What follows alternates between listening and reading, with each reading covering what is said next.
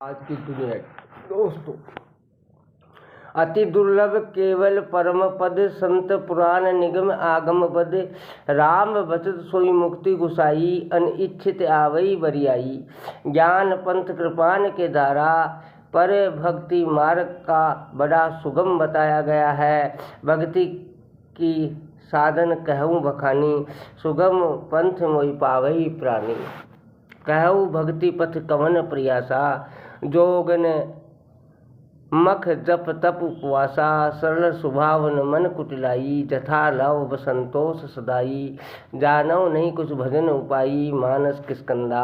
सबरी को पता ही नहीं था कि वह भक्ति 9 प्रकार की होती है और वह मेरे में पूर्ण रूप से विद्यमान है। वह कहती है अधम ते अधम अधम अति नारी तिनमय मति मंद अघारी, परंतु भगवान उसको कहते हैं नव मऊ एकव जिनके होई नारी पुरुष सचराचर कोई सोई अत से प्रेभामणि मोरे सकल प्रकार भगत दृढ़ तोरे। सब पर मोई बराबरी दाया जैसे धूप सब पर समान रूप से पड़ती है, पर आतिशी शीशे में वे केंद्रित होकर अग्नि प्रकट कर देती है, जबकि अग्नि पैदा करना सूर्य का काम है। भगवान की कृपा में कोई पक्षपात नहीं है। आछी करे सो राम जी कै सदगुरु कै संत भूडी बने सो आपकी ऐसी उर्धारण तभी कुछ बिगड़े नहीं, ऐसी उर्धारण तभी कुछ बिगड़े नहीं। उस सेवक की लाज प्रतिज्ञा राखे साई संत दास में क्या कहूँ कह गए संत अनंत। आछी करे सो राम जी कै सदगुरु के संत सुन कप तो समान उपकारी नहु को सुन नर मुनि तनुधारी। ये सुनकर हनुमान जी त्राय त्राय करते हुए भगवान के चरणों में गिर गए। सुनी प्रभु वचन विलोक सुख गाथ हरि से हनुमंत चरण प्रयो प्रेमा कुल त्राय त्राय भगवंत। सो सब तब प्रताप रघुराई नाथ न कुछ मोरी प्रभुताई एक बाण करुणा निधान की सो प्रियता के गति नयान की। इसलिए एक भरोसो एक बल एक आस विश्वास एक राम घन श्याम हित चातक तुलसीदास मोरे प्रवर्तन समज्ञानी बालक संत समदास अभानी। गोस्वामी तुलसीदास जी महाराज वृद्ध होने पर भी अपने को बालक ही मानते हैं। माँ सीता जी से कहते हैं कबहू के अब अवसर पाई मोरे सुधि छायब कछ करुणा कथा चलाय दीन सब अंगहीन छीन मलीन अधि अधाय नाम ले और उधर एक प्रभु दशा कहाई बूझी है सो कौन कहे भी नाम दास जनाई। सुनत राम कृपालु के मेरी बिगड़ू बनी जाई जानकी जगजन जन किए बचन सहाय तरे तुलसीदास भवतव नाथ गुण गुण गाय।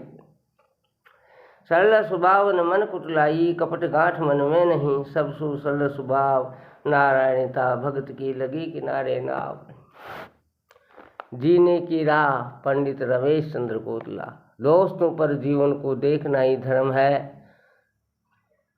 राजनीतिक सामाजिक क्षेत्र में जब मतभेद होते हैं तो लोग मानकर चलते हैं कि ऐसा तो होगा ही क्योंकि यहाँ सबके स्वार्थ और निज हित जुड़े रहते हैं, किंतु जब धार्मिक व्यक्ति विवाद में आते हैं तो लोगों की टिप्पणियाँ आक्रामक हो जाती है।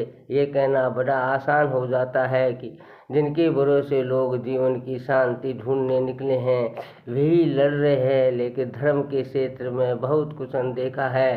धर्म का मतलब ही है दोस्तों पर जीवन को देखना, एक जो दिख रहा है और दूसरा जो नहीं दिख रहा है। समाज और राजनीति दिख रहे हैं पर चलती है और धर्म अनदेखे पर चलता है। कोई संत महात्मा किसी आरोपित आचरण के कारण कारागृह चला जाए कलंक लग जाए तो उसकी खिल्ली उड़ाना आसान है, लेकिन उसकी साधना में कुछ ऐसा था जो अनदेखा रह जाता है। दुनिया में सबसे सरल है किसी को बदनाम कर देना। उज्जैन में होने वाले कुंभ के मेले जिस सिंहस्थ भी करते हैं को लेकर आए दिन विवादों की चर्चा होती है। साधु संत कभी एक दूसरे के पक्ष में तो कभी विरोध में बयान देते हैं। लोग कहते हैं क्या साधु ऐसे होते हैं, जिस मनुष्य ने अपने दुर्गुणों की संख्या बहुत कम कर दी वह साधु हो गया, लेकिन दुर्गुणों में अंगड़ाई ले ले कोई भरोसा नहीं। परंतु एक दुर्गुण के परिणाम में किसी की समूची साधना खारिज